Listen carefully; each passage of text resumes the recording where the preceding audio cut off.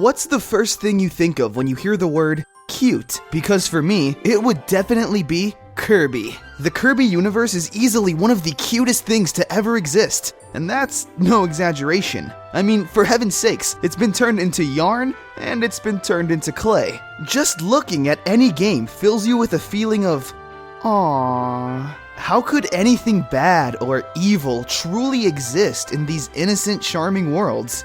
Enter King Dedede, the big baddie of the series, the sinister and diabolical antagonist who rivals Kirby and... Wait, this is our villain? The bad guy that we're supposed to not like? We're definitely in for something today.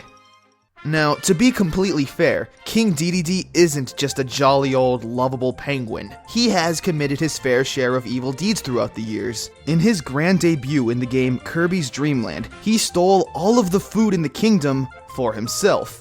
All of it. If Kirby didn't stop him, all of these cute little denizens of Dreamland would eventually starve to death and wither away.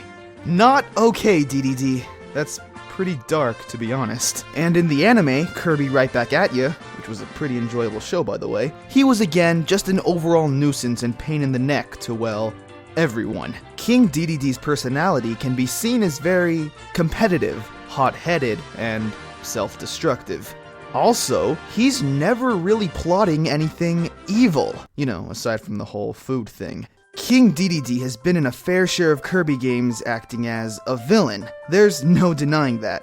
But how many of those times was it actually King Dedede himself doing the evil actions? On at least 5 different occasions, King Dedede has been possessed and used as a vessel by an external evil force to do their bidding.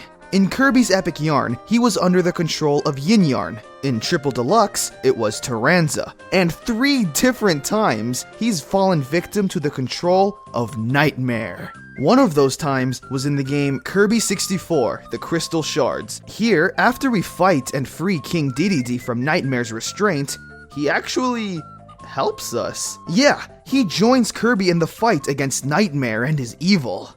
That's actually one of my favorite things about King Dedede and his role in a majority of the Kirby games. On plenty of occasions, he's acted as a valiant ally to Kirby, as opposed to the big bad guy. In the opening cinematic for the game Kirby's Return to Dreamland, King Dedede seems to be having fun and playing with Kirby. You could argue that Kirby is retrieving the stolen food, and Dedede is trying to get it back. But look at that face. That looks like the face of fun, not evil determination. And once that other cute character's ship crashes in Dreamland, King Dedede is right there with Kirby, front and center, willing to save the day, no questions asked. Just going around beating things up, that's what friends do. One of the more creative and subtle ways that Nintendo tried to portray King Dedede in a non-selfish light was in Kirby's Adventure. Here, King Dedede takes the Star Rod from the Fountain of Dreams and hides it. Kirby thinks this is part of an evil scheme and confronts him.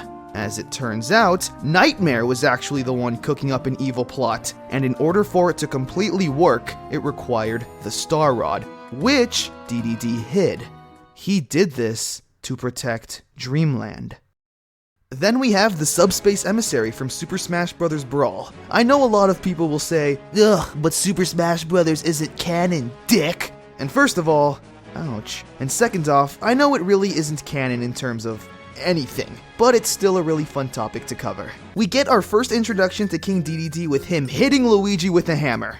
Great! Totally helps prove my point. I mean, to be fair, maybe Dedede saw that Luigi was challenging the Waddle Dee, and he wanted to protect it, when in all reality, these two are probably the most harmless things in existence. But when the entire Smash Bros. Universe was in peril, and Luigi and Ness were the only heroes left to save it, they took a leap of faith and hoped that King Dedede would cooperate with them. And wouldn't you know it, he's immediately on board to help. Not only that, but look how appreciative and friendly he is, smothering these two with hugs and smiles. He stands up to Bowser and fights off the other villains, and when Kirby gets freed from the trophy spell, King Dedede literally runs up and tackles him with a hug. Switching gears back to the anime, which I'm kind of about to spoil, so spoiler warning. Near the end of the show, King Dedede reveals the fact that, to some extent, he actually enjoys the little one-on-one rivalry he has with Kirby, and that he doesn't actually want anything bad to happen to the little puffball. I personally wouldn't call him a villain. Heck, I wouldn't even call him an anti-hero. Sure, he's done some bad things, and yeah, he does have a bad attitude sometimes, but doesn't everyone? It's all just a matter of how you look at things, and looking for the best in people. Everyone deserves a second chance. Everyone. Even this big guy. It takes a real hero to be beaten up and then ridiculed by everyone, and still have the heart and will to do good.